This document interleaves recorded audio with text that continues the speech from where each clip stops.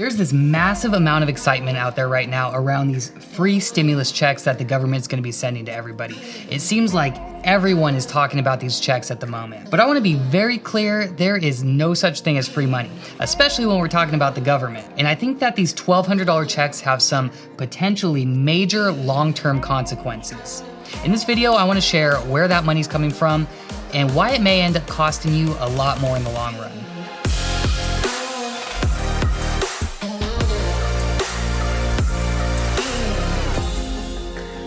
What is going on? You're probably already aware, but you're gonna be getting a check within the next few weeks from the government for most likely $1,200. You may get more, you may get less, there's certain stipulations, doesn't matter. That's not the point of this video.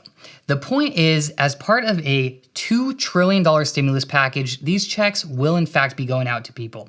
Congress just approved the bill last week, so regardless, the checks are on their way. While sure, I wouldn't mind having an extra $1,200, my first instinct when I hear about a $2 trillion stimulus is, what are the consequences? You can't give out $2 trillion without some kind of drawback, some kind of negative repercussion. So that's the topic of this video, is who is really paying for these checks? But I definitely have some opinions on this because ultimately, I think this stimulus plan will have a lot of negative effects that I don't think many people have necessarily thought about. Now, I'm of course not an expert on this topic, and some kind of stimulus package is essential in order to try to spur some short-term economic activity. But there are some very real implications here around this plan, and it may in fact end up debasing or devaluing the US dollar, adding a tremendous amount of debt to our national deficit, and end up costing you and I a lot more in the future than what $1,200 is worth today. Now, from what I've seen and read, there is nothing in the bill that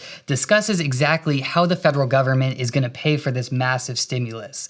There's a few different monetary policy tools that the Fed has at its disposal, but most likely it's going to be financed by adding this $2 trillion to the $23 trillion that's already in our deficit. The interest alone on that creates a debt vacuum that this country will most likely never be able to get out of. So as I started to look at the consequences of having this kind of debt, I discovered an article by Ray Dalio written just last week titled "The Changing World Order," which, to be honest, that title and what he talks about in the post completely scares the shit out of me. It's a very interesting choice of title when you think about everything going on right now. A global pandemic, the government telling us we can't leave our houses, economies being on the verge of collapse. This post is basically Ray Dalio's book of revelations, in my opinion. He's basically claiming that the US dollar, being the leading currency in the world, will come to a traumatic end and that our money will lose value, changing the world as we know it. And through all this, he shares how high levels of debt and low interest rates limit the central bank's ability to stimulate the economy, how large wealth gaps and political divisions within countries will lead to increased social and political conflicts, and how China is going to essentially rule us at some point in the future, probably the near future. This is a whole slew of serious topics, but most of this all ties back to our level of debt. While how that debt will be managed in the future will be essential, that amount of debt itself that we have right now isn't quite as bad as it sounds, and deficit spending isn't necessarily a bad thing. Adding to the federal deficit can be a good way to find the funds to support a stimulus package like the one we're being presented with right now. And in fact, financing this debt is really the only way it's possible to give everyone $1,200. But at some point, that debt does need to be paid down. It's been growing at a rate of about $1 trillion a year lately, and as we add trillions of dollars more to it, it will definitely become a problem. The debt that we're getting ourselves into right now will be with us most likely for hundreds of years. And while each of us are getting $1,200 now, this $2 trillion will be passed down for many, many generations. Ultimately, I think in some way, shape, or form, this debt will be passed on to all of us, every US citizen. And when we look at some of the most likely ways that the government will pay down that debt, I think that's pretty clear to see. No matter what effort is taken to reduce this debt, it will ultimately fall back on each of us. To the average person, it would seem that the most obvious way is to simply print the money needed to start canceling this debt. When I say print money, I'm kind of referring to a lot of the different monetary policy tools that the government has at its disposal to generate funds. So of course it's more complex than just simply printing money. But without getting too heavy in the details, expanding the money supply will increase inflation and reduce the purchasing power that our money has.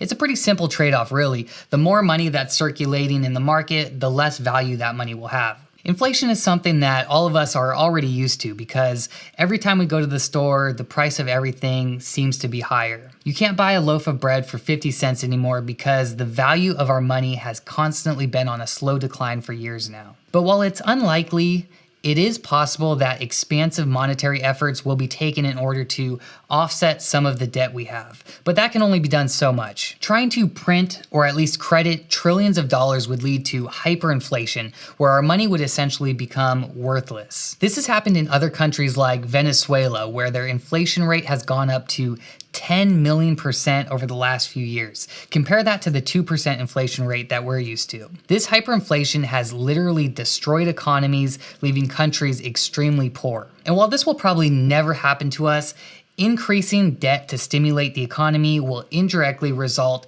in some level of additional inflation, especially if the Fed prints more money. When inflation goes up and the dollar loses its purchasing power, it hurts all of us. So who's paying for these stimulus checks?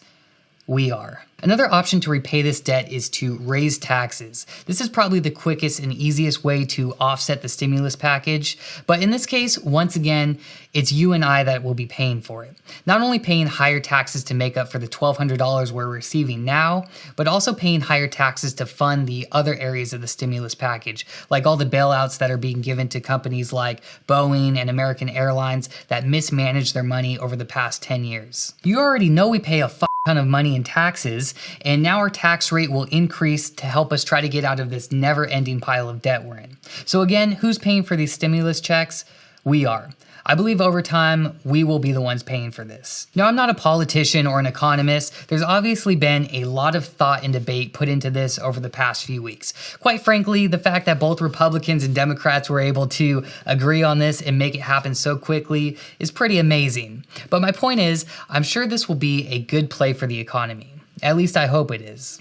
It has to be. Giving everyone $1,200 will definitely generate some level of immediate economic activity, which is the whole point of this, right? I don't know if these checks will be big enough to save the economy or if they're gonna have the kind of short-term impact to turn things around. That's a whole nother topic in itself. But I don't know, kind of just thinking out loud for much of this video, I could see this driving up inflation, debasing the US dollar, and costing taxpayers a lot more. Regardless, we're in a tough spot right now, so hopefully the short-term benefit outweighs the long-term cost. For me, I'm just a glass half empty kind of person, so my first thought when I'm being told I'm given free money is, what's the catch? Because like I said, nothing is free. So I just wanted to look at this from a different angle that I don't think a lot of people have. Like I said, I'm not an expert, but I just wanted to pose the question of who's really paying for these checks? Feel free to tear me apart in the comments. I may be completely wrong on a lot of the things that I said. I don't know. But nonetheless, I think it's something interesting to think about for sure. Let me know what you think. Until next time, peace.